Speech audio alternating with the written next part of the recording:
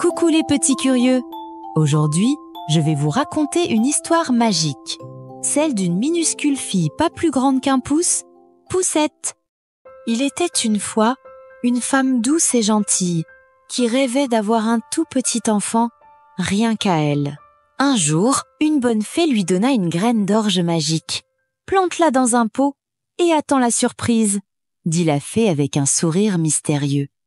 La femme planta la graine avec soin et presque aussitôt, une grande fleur poussa, belle comme une tulipe. Ses pétales étaient fermés, comme s'ils cachaient un secret précieux. Curieuse, la femme embrassa doucement la fleur. Et hop, dans un éclat de lumière, les pétales s'ouvrirent et au cœur de la fleur apparut une toute petite fille, pas plus grande qu'un pouce. « Quelle merveille !» s'écria la femme. Elle l'appela Poussette.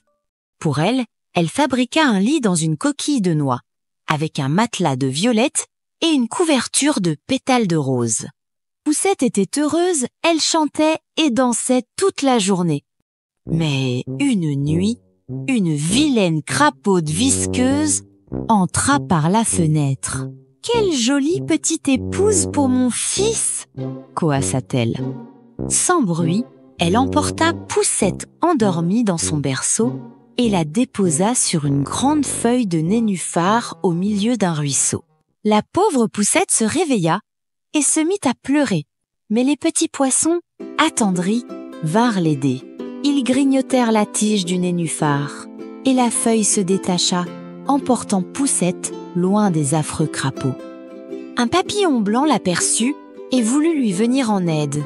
Ensemble, ils attachèrent la feuille avec la ceinture de Poussette et le papillon tira la feuille encore plus vite sur l'eau.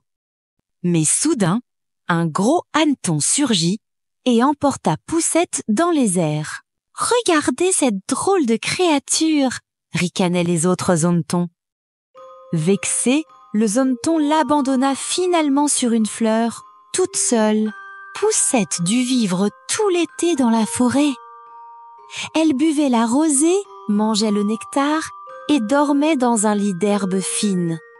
Mais quand l'hiver arriva, le vent glacé et la neige tombèrent. La petite fille, transie de froid, trouva refuge chez une souris des champs bienveillante. La souris lui donna un abri et de la chaleur. Mais un jour, leur voisin la taupe, riche mais aveugle, rendit visite. En entendant la douce voix de Poussette, il voulut l'épouser. « Tu seras à l'abri du besoin, » dit la souris. Mais Poussette, elle, n'avait pas le cœur à ce mariage. Un jour, dans le tunnel de la taupe, elle découvrit une hirondelle engourdie de froid. Elle croyait l'oiseau mort, mais sentit un léger battement de cœur. Alors, en secret, elle prit soin de lui tout l'hiver. Quand vint le printemps, l'hirondelle fut guérie. « Viens avec moi vers les pays ensoleillés », proposa l'oiseau. Mais Poussette refusa, car elle ne voulait pas abandonner la souris. Puis le jour du mariage arriva.